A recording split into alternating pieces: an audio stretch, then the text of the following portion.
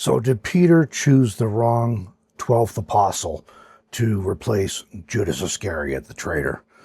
Well, we're looking at Acts chapter 1, verses 12 through 26 in this video, in this study, and we're taking up where we left off. Be the third one in the third video from Acts chapter 1. And verses 12 through 26, then they returned to Jerusalem from the mountain that is called Olive Grove, which is near Jerusalem, a Sabbath day's journey away. And when they had entered, they went up to the upstairs room where they were staying. Peter and John and James and Andrew, Philip and Thomas, Bartholomew and Matthew, James son of Alphaeus and Simon the Zealot, and Judas son of James. All these were busily engaged with one mind in prayer, together with the women and Mary the mother of Jesus, and with his brothers. And in those days Peter stood up in the midst of the brothers, and it was a crowd of persons, about 120, at the same place, and said, Men and brothers, it was necessary that the scripture be fulfilled, which the Holy Spirit proclaimed beforehand through the mouth of David, concerning Judas, who became a guide to those who arrested Jesus, because he was counted among us and received a share in this ministry. Now this man acquired a field for the wages of his wickedness, and falling headlong, he burst open in the middle, and all his intestines spilled out. And it became known to all who live in Jerusalem, so that that field was called in their own language Akeldama, that is, field of blood. For it is written in the book of Psalms, Let his residence become deserted, and let there be no one to live in it, and let another take his position. Therefore it is necessary for one of the men who have accompanied us during all the time in which the Lord Jesus went in and out among us, beginning from the baptism of John until the day on which he was taken up from us, one of these men must become a witness of his resurrection together with us. And they proposed 2 men, Joseph called Barsabbas, who was called Justus, and Matthias. And they prayed and said, You, Lord, who know the hearts of all, show clearly which one of these 2 you have chosen to take the place in this ministry and apostleship from which Judas turned aside to depart to his own place. And they cast lots for them, and the lot fell on Matthias, and he was added to serve with the 11 apostles. So first up, we're just coming off the ascension, Jesus' ascension back to heaven here, back into the heavens, and Jesus had told them, as he's ascending ahead, to wait, return to Jerusalem, and wait. And so all the apostles here have been told to wait for the Holy Spirit. We find them in the upper room in Jerusalem. The disciples returned to Jerusalem, where they hunkered down in an upstairs room where they were staying. And then it lists out the 11 remaining disciples for us in verse 13. Verse 14, we find them in one mind in prayer. So all these were busily engaged with one mind in prayer. That's the 11 remaining apostles, together with the women and Mary, the mother of Jesus, and with his brothers. So this is all good. They're waiting and praying, doing exactly what Jesus instructed them to do. But then we come to this thing that sometimes causes some confusion or some question as to whether, how it all came about, and whether it was God's plan or if the apostles were jumping the gun. And we're going to talk about that a little bit today. So we take choosing another apostle to replace the traitor Judas. Verse 15, and in those days Peter stood up in the midst of the brothers, and it was a crowd of persons of about 120 at the same place, and said, and so here Peter makes his pitch for selecting another apostle to become a witness of Jesus' resurrection with the remaining 11 apostles. First, Peter recounts the situation with Judas, citing Psalms during his speech, and then he suggested the criteria that it was one of the men who had accompanied them during all the time in which the Lord went in and out among them, and he was there from the baptism of John until the day on which he was taken up from them, that is, his ascension. So 2 men were proposed who met these criteria, Joseph called Barsabbas, also called Justus, and Matthias. So they prayed then and asked for guidance, and then cast lots to determine what God might want here, and Matthias was chosen. Which brings us to the question, did Peter and therefore the other apostles who followed his lead here get ahead of God? And this has been debated for, I don't know, a long time. I remember, this sort of thing gets debated in Bible college. I've seen it debated in churches, and people have different opinions. We're going to look at it this morning. Did Peter and then thus the other apostles get ahead of God on this? So Peter's been waiting and praying with the others, but now is apparently ready for some action. The question is whether that was God's leading or whether Peter was getting out ahead of things. The scripture does not reveal, frankly, whether this was God's plan and timing or if the apostles led by Peter were running ahead. And I think that maybe that's part of the reason this becomes a question mark sometimes, because it doesn't explicitly say in the scriptures. It just reports it as a fact that it happened. And part of the reason this question arises, there are only 2 references to Matthias in the entire New Testament, and that's verses 23 and 26 here in Acts chapter 1. And it mentions that his name was put forward and he was appointed among the apostles, and we never hear from him again. So we know nothing else of Matthias from the scriptures. Now, that being said, some of the other apostles were discussed frequently in the New Testament, others of them not so much. So I don't know that that means anything by itself. Peter does have a track record of being impetuous, well-meaning but impetuous. So that, could cause people to wonder, did he jump the gun here? And the whole thing about casting lots is curious to modern Westerners. We don't generally cast lots to determine God's will on something. But I don't think it was all that surprising considering the culture, considering the time.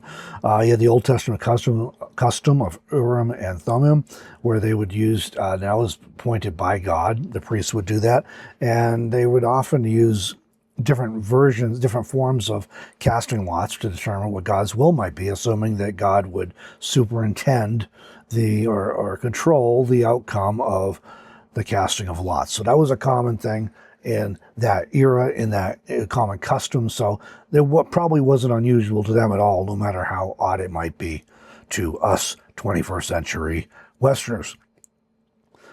The next statement in the book of Acts then concerns the awaited arrival of the Holy Spirit. So maybe the apostles jumped the gun. Did they get ahead of it here? Should they have waited another day or several days perhaps until the Holy Spirit descended on everybody and go from there? I have no idea. Luke does not express any concerns about Matthias' apostleship. He just reports it as a fact. He doesn't express any concerns on his own part or on the part of any of the other apostles or other disciples, the larger group gathered there. Church tradition tells us a little bit here, and there's actually a few versions of this tradition, so you have to take it with a grain of salt. But they all kind of include the idea that Matthias went on to preach the gospel, either in Judea and or in some surrounding Gentile areas, before winning a martyr's crown, possibly by being stoned to death for his testimony. But for sure, that seems to be the common theme. There's several debates about where he went, and maybe all of them are true. He may have started preaching the gospel in Judea, then went somewhere else. But in any event, he was apparently, according to church tradition, he did continue preaching the gospel and was eventually martyred for his faith and his testimony. So that would kind of lend some credence to the fact that this was all legit.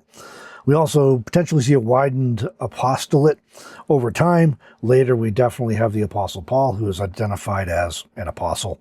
Possibly Andronicus and Junior or Junius, depending how you translate some prepositions there in Romans 16.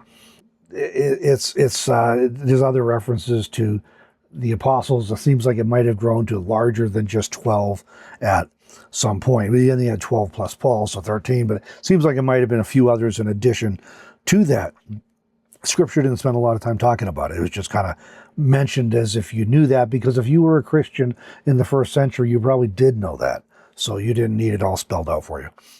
Eusebius, the late 3rd, early 4th century historian and bishop in the church, in his book, Church History, Book 1, Chapter 12, about the disciples of our Savior, had this to say: "The names of the apostles of our Savior are known to everyone from the Gospels, but there exists no catalog of the 70 disciples." And Luke 10, for example, references the 70 or the 72 disciples. There was a larger group. There were, you had the inner circle of the 3 disciples, and you had the 12 disciples, and you had the 70, and then there was even more beyond that. We find like 120 gathered. So there were different, almost concentric circles, if you will, of disciples.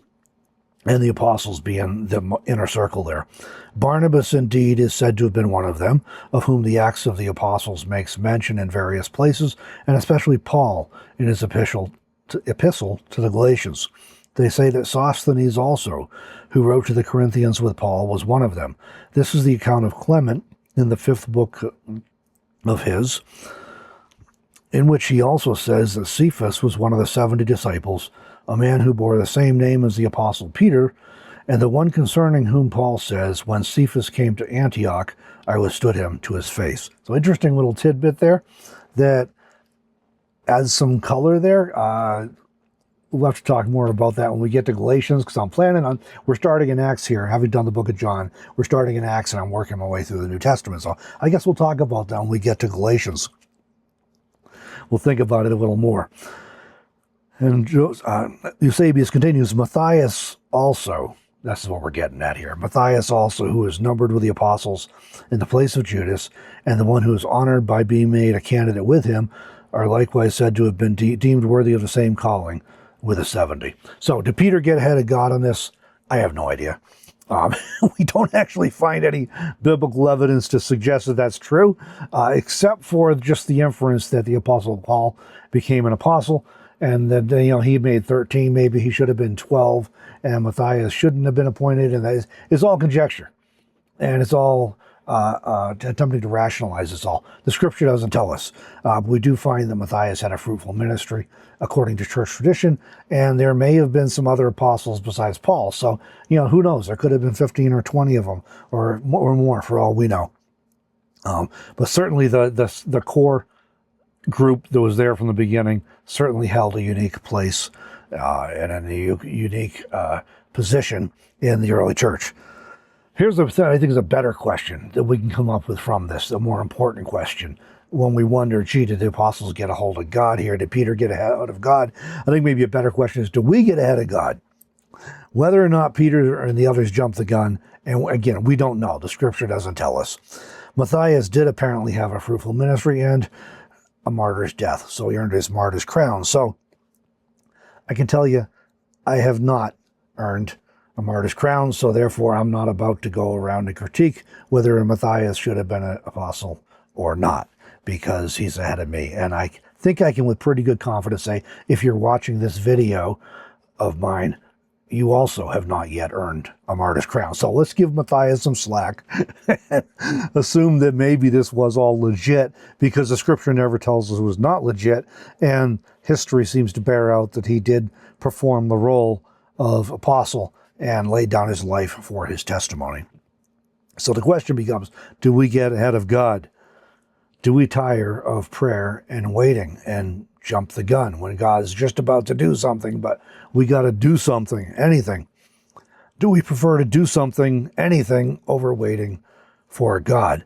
Well, in the next video, we're going to look at the Holy Spirit when he does show up in an unmistakable and unforgettable way as we move into Acts chapter 2. In a closing thought, I'll share this scripture from Matthew chapter 9, verses 35 through 38.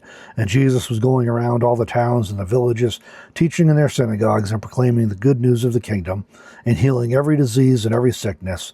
And when he saw the crowds, he had compassion for them, because they were weary and dejected, like sheep that did not have a shepherd. Then he said to his disciples, the harvest is plentiful, but the workers are few. Therefore ask the Lord of the harvest that he send out workers into his harvest.